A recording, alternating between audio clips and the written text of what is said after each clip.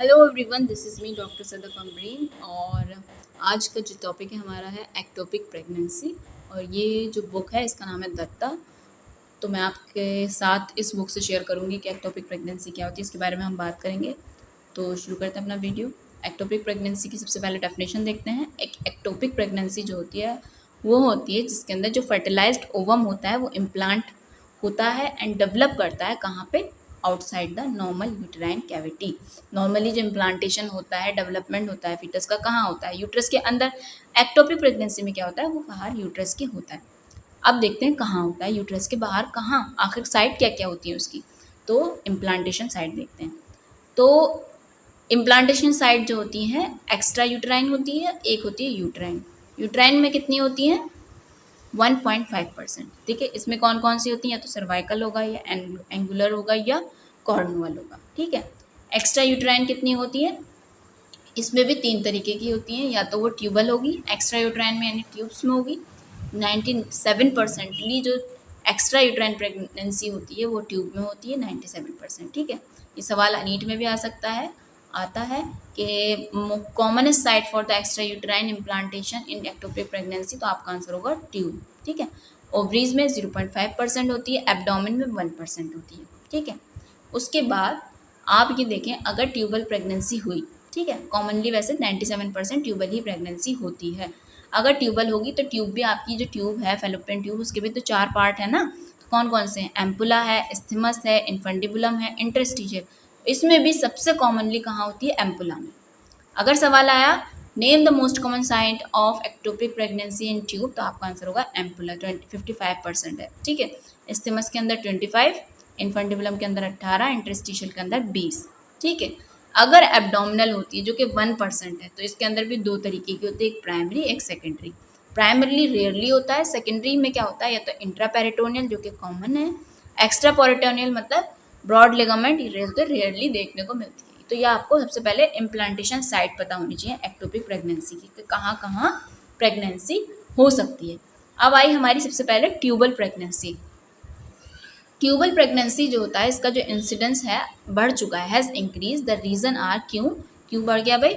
Increase prevalence of the chronic inflammatory disease, क्योंकि inflammatory disease का जो है प्रिवेलेंस पहले से बढ़ गया है, और ट्यूबल प्लास्टिक ऑपरेशन की वजह से, ओवल्यूशन इंडक्शन की वजह से, और आईयूडी की वजह से। ठीक है। फिर secondly early diagnosis help to detect some cases, और दूसरी जो है अर्ली डायग्नोसिस से भी हेल्प मिलती है, और that is in the past may have resolve spontaneously. Early diagnosis और therapy has develop to reduce maternal death due to ectopic pregnancy. जल्दी आप डायग्नोस कर लें और कुछ थेरेपी दें, जिससे क्या होगा, एक्टोपिक प्रेगनेंसी से होने वाली मैटरनल डेथ को रिड्यूस किया जा सकता है। इंसिडेंस कितना है इसका? 1 in 300, यानी 300 में एक पेशेंट, टू 1 in 150 डिलीवरी। अगर 300 पेशेंट में एक बंदा एक्टोपिक ट्यूबल प्रेगनेंसी का होगा, या फिर अगर 150 डिलीवरी हो रही है तो उसमें एक बंदा होगा। ठीक है। एटियोलॉजी क्या होगी, किस वजह से ऐसा होता है? Factor which are responsible for the fertilized ovum to remain in the tube. क्यों? फर्टिलाइजेशन तो ट्यूब में ही होता है, उसके बाद वो नीचे आ जाता है, मोरुला बन के स्टेजेस होते हैं ना, उसके अंदर मोरुला बनता है, फिर उसके बाद वो अंदर यूट्रस के अंदर आ जाता है, फिर इम्प्लांटेशन होता है। क्यों? वो फर्टिलाइज्ड ओवम जो है वो ट्यूब में ही रह जाता है, नीचे क्यों नहीं आ पाता? फैक्टर प्रिवेंटिंग और delaying the migration of the fertilized ovum to the uterine cavity. Factor facilitating nidation of the fertilized ovum in the tubal mucosa. कौन कौन से फैक्टर जो डिले करते हैं, प्रिवेंट करते हैं माइग्रेशन? क्या क्या भाई, कैसे कॉज है? सबसे पहले तो PID, pelvic inflammatory disease, increase the risk of ectopic pregnancy by the 6 to 10 fold. Ectopic pregnancy के चांसेस सबसे ज़्यादा बढ़े हैं, किसकी वजह से? पीआईडी की वजह से। हाउएवर 50% लोगों के अंदर क्या होता है, कोई एविडेंस नहीं होता पीआईडी का। A loss of cilia of the lining of epithelium and impairment of the muscular peristalsis. Cilia नहीं होगा जो मूवमेंट कराता है आगे, और मस्कुलर जो पेरिस्टाल्सिस होती है, खुद से मूवमेंट होता है, वो भी नहीं होगा, तो इसकी वजह से होता है। या फिर ट्यूबल ल्यूमन बहुत ज़्यादा नैरो है, जिसकी वजह से आपका फर्टिलाइज्ड ओवम जो है आगे नहीं बढ़ पा रहा। या फिर कुछ पॉकेट्स बन गई हैं एडिशन की वजह से बिटवीन द म्यूकोजल फोल्ड, तो जो रोक रहा है बीच में, ओवम को आगे बढ़ने नहीं दे रहा। या फिर peritubal adhesion resulting in the kinking and angulation of the tube. या फिर कैलामाइडिया ट्रैकोमेनास्टिस इन्फेक्शन हो गया, सबसे ज़्यादा जो मोस्ट कॉमन रिस्क फैक्टर है सेल्फिंजाइटिस, इस्थमिका नोड्यूसा और ऑल्सो इंक्रीज द रिस्क। ये हो गए सारे कॉजेज जो कि क्या करते हैं, डिले करते हैं।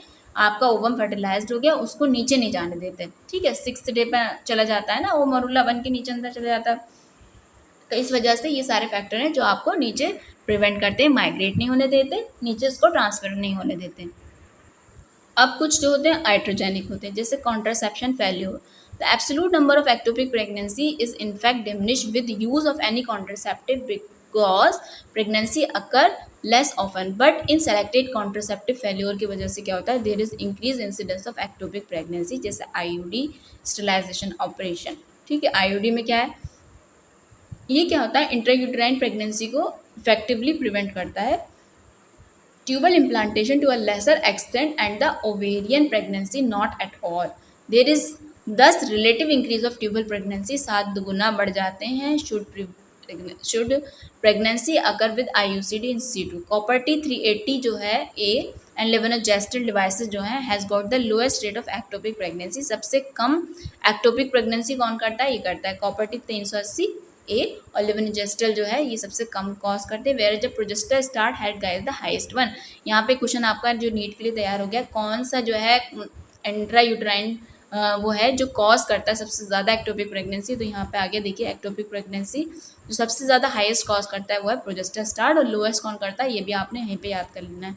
वेदर ट्यूबल इन्फेक्शन और the abnormal tubal mobility in post fertilization period is cause not clear, उसका अभी तक वैसे कॉज क्लियर नहीं है। स्टरलाइजेशन ऑपरेशन जैसे देर इज 50 to 15 से 50% जो चांसेस होते हैं एक्टोपिक प्रेगनेंसी के ट्यूबल स्टरलाइजेशन के बाद। रिस्क जो होता है ज़्यादातर बढ़ जाते हैं लैप्रोस्कोपी के लिए अगर फल्गुरेशन विदाउट ट्यूबल रिसेक्शन किया जा रहा है। यूज़ ऑफ प्रोजेस्टेरोन ऑनली पिल, अगर सिर्फ आप प्रोजेस्टेरोन ऑनली पिल इस्तेमाल कर रहे हैं या पोस्टकॉइटल एस्ट्रोजन प्रिपरेशन इस्तेमाल करें तो इससे क्या होता है, चांसेस ऑफ ट्यूबल प्रेगनेंसी बढ़ जाते हैं, probably by the impair tubal motility, ठीक है, मोटिलिटी। और उसके बाद अगर आपने सर्जरी कराई है, कोई ट्यूबल सर्जरी कराई, ट्यूबल सर्जरी मतलब tubal reconstructive surgery to improve the fertility increase the risk of tubal pregnancy, अगर कोई सर्जरी की करवाइए ताकि फर्टिलिटी के रेट बढ़ जाए तो उसके भी ट्यूबल प्रेगनेंसी के चांसेस बढ़ जाते हैं significantly. Pre existing tubal pathology या फिर impaired tubal motility, kinking of the tube and the terminal structure are the contributing factor. या फिर इंट्रा पेल्विक कोई एडिजन है, सर्जरी की हुई है उसके बाद एडिशन डेवलप हो गए इसकी वजह से, या ART है। Tubal pregnancy is increase following ovulation induce and the IVF-ET and the GIFT procedure के बाद, and the risk of ectopic pregnancy 5 to 7%, and the heterotopic pregnancy is 1% in contrast to 1 to 5,000 in the spontaneous pregnancy. उसके अलावा कुछ और cause हैं, पहले ectopic pregnancy हो चुकी है उसकी वजह से भी एक्टोपिक प्रेगनेंसी दोबारा हो सकती है, पहले इंड्यूस अबॉर्शन है उसकी वजह से भी हो सकता है, कोई डेवलपमेंटल डिफेक्ट है उसकी वजह से भी हो सकता है, या फिर transperitoneal migration of the ovum है तो उसकी वजह से भी हो सकता है। फैक्टर्स जो फैसिलिटेट करते हैं नाइडेशन इन द ट्यूब वो क्या क्या हैं, early resumption of the trophoblastic activities probably किस वजह से, premature denaturation degeneration of the zona pellucida की वजह से, या फिर इंक्रीज रेसिडुअल रिएक्शन की वजह से, या फिर ट्यूबल एंडोमेट्रियोसिस की वजह से।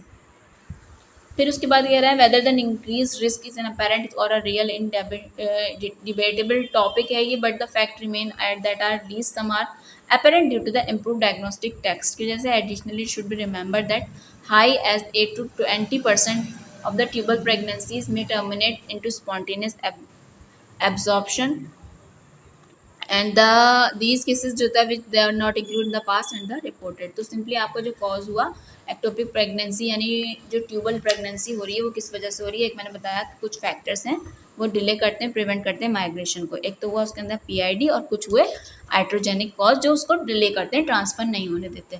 आइट्रोजेनिक हो गया, फिर उसके बाद कॉन्ट्रासेप्टिव फेल्योर की वजह से भी एक कॉज है जो ट्यूबल प्रेगनेंसी कॉज करता है, जैसे IUCD है, स्टरलाइजेशन प्रोसीजर है, या प्रोजेस्टेरोन ऑनली पिल्स इस्तेमाल कर रहे हैं, या फिर ट्यूबल सर्जरी हुई है, या फिर इंट्रा पेल्विक एडिशन हो गए हैं सर्जरी के बाद।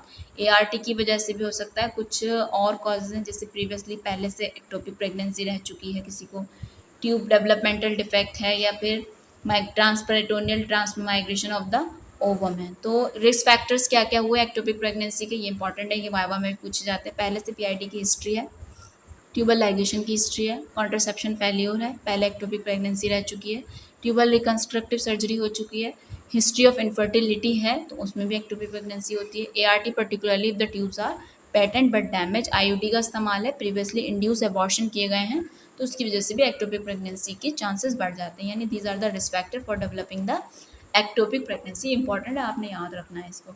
नेक्स्ट की जो वीडियो आपसे मैं शेयर करूँगी उसके अंदर मैं आपसे बात करूँगी मॉर्बिड एनाटॉमी के बारे में और मोड ऑफ टर्मिनेशन कैसे किया जाता है उसके बारे में बात करूँगी। अगर ये मेरा वीडियो आपको अच्छा लगा है, आपको हेल्पफुल लगती है मेरी ये वीडियोस मेरे चैनल पे आने वाली, तो मेरे चैनल को सब्सक्राइब करें और वीडियो को लाइक करें, अपने दोस्तों के साथ शेयर करें ताकि वीडियो पे चैनल पे जो भी वीडियो आए सबसे पहले आपके पास पहुँचे, सबसे पहले आपको फ़ायदा हो। फिर मिलते हैं आपसे नेक्स्ट वीडियो के अंदर, जब तक के लिए thank you so much for watching my video, supporting में, थैंक यू सो मच।